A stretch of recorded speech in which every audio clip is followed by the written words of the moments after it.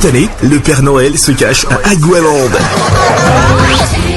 Oui, cette année, effectivement, je suis à Agualand. Faites vivre à vos enfants un Noël incroyable. Ce 25 décembre 2024, à partir de 14h, préparez-vous pour une journée remplie d'activités intéressantes. La visite du zoo, des jeux, de la magie, des contes, de la danse, des chants, des goûters, des artistes invités et la spéciale descente du Père Noël dans sa calèche. Inscription, participants simples, 12 000 francs CFA. Participants actifs, 15 000 francs CFA. Et pour les parents, 15 000 francs CFA. Inscrivez-vous dès maintenant en appelant le 01 51 33 99 99 ou au 01 51 34 99 99. Mon incroyable Noël édition 2024, c'est le cadeau parfait pour rendre vos enfants heureux.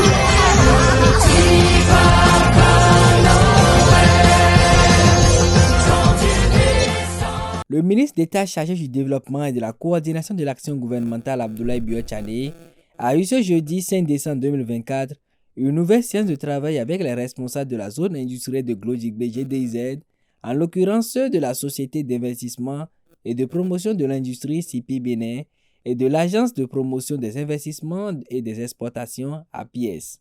En effet, après sa dernière visite du 18 juin dernier, Abdoulaye Biotchane est revenu s'imprégner de la bonne marche des activités dans les différentes unités de production ainsi que l'évolution des différents chantiers d'implantation de nouveaux investisseurs. Il a donc visité un parking qui sera dédié à la réception de camions et de conteneurs afin de parvenir à la décongestion du port autonome de Cotonou. Les usines de textiles ont été aussi visitées par la délégation ministérielle. À la fin de la visite, le ministre d'État Abdoulaye Biotchane justifie l'importance de sa présence à la GDZ, le cœur de la révolution industrielle au Bénin. C'est la décision du gouvernement, c'est un objectif du gouvernement de faire en sorte que nos matières premières qui étaient produites ici et exportées brutes comme dans beaucoup de pays africains soient désormais transformées avant d'être exportées. Qu'est-ce que nous y gagnons? D'abord en tant que pays, en tant que citoyen. Nous y gagnons d'abord et avant tout la valeur ajoutée. 1 kilo de coton brut exporté nous rapporte beaucoup moins qu'un kilo de coton transformé. Et c'est pareil pour le cajou, c'est pareil pour le soja et pour d'autres matières premières. Nous y gagnons une deuxième chose importante pour nos populations, surtout pour les plus jeunes, ce sont les emplois qui sont créés ici. Au mois de juin, quand j'étais venu, nous avions déjà ici 12 000 emplois créés. Aujourd'hui, nous avons déjà plus de 14 000 emplois créés. Et d'ici la fin de l'année, ça va être beaucoup plus encore. Et ce qui est encore plus frappant, c'est le transfert des technologies dont bénéficient tous ces employés. J'ai été très impressionné de voir d'ailleurs que tous ceux qui nous ont présenté les réalisations sur le site étaient en majorité des Béninois.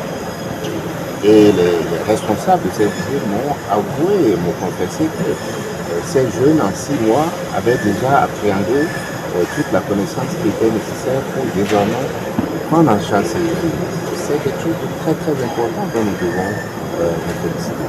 Donc oui, la zone a progressé et je peux dire avec certitude que les perspectives sont bonnes, elles seront encore meilleures.